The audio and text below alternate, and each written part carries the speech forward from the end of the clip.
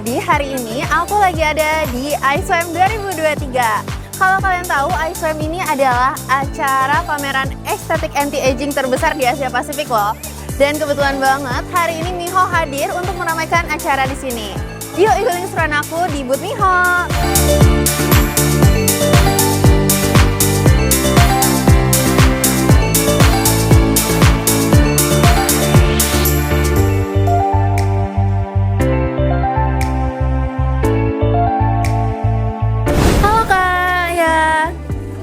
Aku mau nanya dong, di booth Miho ini tuh kita bisa dapetin apa aja sih? Kita kalau di booth Miho ini kita ada goodie bag-nya. Jadi untuk pengisian data dengan nomor telepon dan tempat klinik praktek kliniknya dokter tersebut, kita bisa mendapatkan goodie bag. Goodie bag-nya itu nanti ada sampel dari shampoo dan produknya dari Miho ya.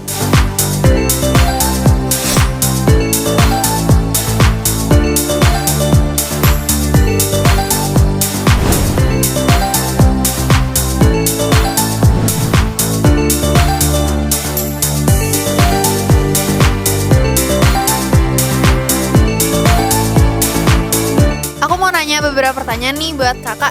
Yang pertama, bagaimana pendapat kakak tentang reputasi dan kualitas produk filler wajah dari Korea secara umum? Aku tahu sih produk Korea kan emang rata-rata emang bagus-bagus ya, nggak diraguin lagi. Tapi mungkin filler, botox gitu-gitu oke sih harusnya sih. Bagaimana menurut kakak menilai harga produk filler wajah dari Korea dibandingkan dengan produk sejenis dari tempat lain? Menurut aku worth the price sih. Maksudnya dia dibilang murah juga enggak, dibilang mahal juga ya lumayan. Tapi kan hasilnya memang kita tahu sendiri ya bagus-bagus tuh Korea. Makasih ya kak.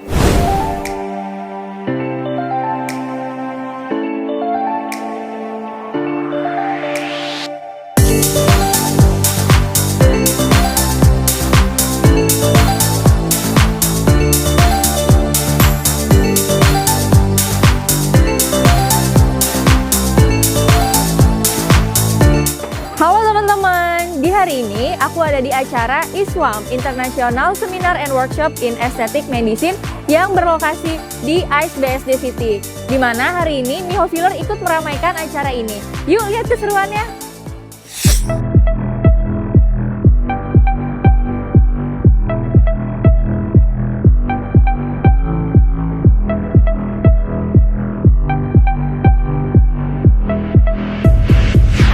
Terajem.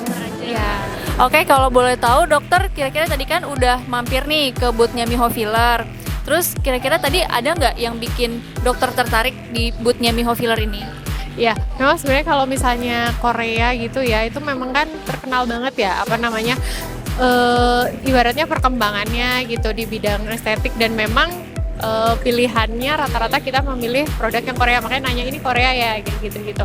Tapi memang rata-rata produk sana kualitasnya juga memang bagus ya.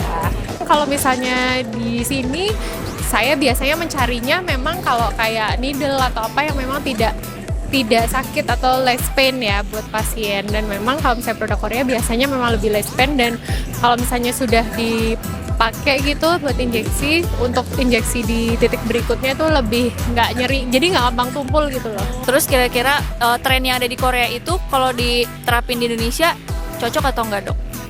Jadi menurut saya sih tren kecantikan Korea itu untuk diterapkan di Indonesia itu cocok ya, karena memang jenis face-nya, dalam arti bentuk wajahnya juga antara Korea dengan Indonesia itu kan lebih cenderung mirip ya. Dan memang orang Indonesia lebih suka dengan tipe tren kecantikan Korea dibandingin yang Amerika. Karena kalau misalnya Amerika memang lebih cenderungnya dia nggak lancip ya. Dalam arti kalau Korea itu kan memang carinya bentuk-bentuk yang lancip kayak gitu, dan Indonesia juga lebih suka kayak gitu sih. Jadi memang Korea sama Indonesia menurut saya emang mirip banget sih tren kecantikannya. Nah dokter dengan dokter siapa? Dr. Novi. Kira-kira apa yang bikin dokter tertarik dok? Kualitasnya bagus dan harganya juga nggak terlalu mahal, jadi kita bisa apply ke pasiennya, jadi lebih enak lah gitu. Gimana sih dok cara kita memastikan bahwa produk filler itu aman untuk digunakan? Jelas kita harus tahu produknya, viskositasnya, dan kita harus tahu produk farmasi dari siapa. Pastinya itu akan membuat kita lebih safe, lebih aman. Injectable-nya ke pasiennya itu kita lebih safe aja gitu. Ada tips nggak sih dok dari dokter buat orang-orang yang baru pertama kali mau coba filler tuh kira-kira harus gimana sih dok? Kita harus tahu anatomi ya, karena memang filler itu adalah tindakan injectable yang cukup riskan karena banyak banget efek sampingnya. Jadi yang terpenting itu adalah kita tahu produk, kita tahu placementnya, jadi layernya tepat, jadi punya result yang bagus ke pasiennya.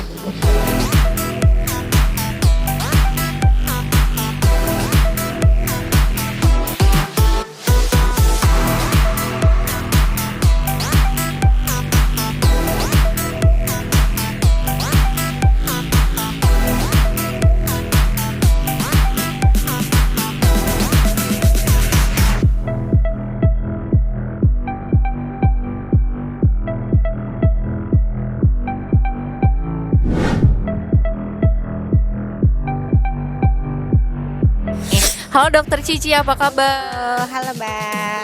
Oke dok, gue mau tanya, kira-kira gimana pendapat dokter tentang reputasi dan kualitas produk filler wajah dari Korea secara umum dok? Sejauh ini sih bagus ya, oke. Karena filler yang dari Korea itu biasanya mudah untuk dinetralisir atau dicairkan apabila kita merasa itu terlalu berlebihan. Kedua, rata-rata itu tidak alergi pasien, non-alergenik. Karena mungkin sama-sama di rumpun Asia kali ya. Terus juga biasanya mudah di molding, mudah dibentuk. Mudah dibentuk, terus tidak jarang terjadi alergi terhadap pasiennya dok. Dokter perhatiin gak sih perbedaan antara produk filler wajah dari Korea sama produk filler wajah dari negara lain tuh gimana sih dok? Kalau perbedaan yang signifikan sih nggak terlalu ya, karena kandungannya sih itu aja. Biasanya paling dari kepadatan si partikelnya seperti itu. Tapi sebenarnya semua balik lagi sama operatornya sih yang ngerjain. Jadi kalau produk itu gimana dari ininya aja, operatornya sih yang ngerjain. Kira-kira ada reaksi atau efek samping yang harus dipertimbangkan gak dok ketika menggunakan filler wajah, terutama buat orang-orang yang baru pertama kali pakai filler gitu dok?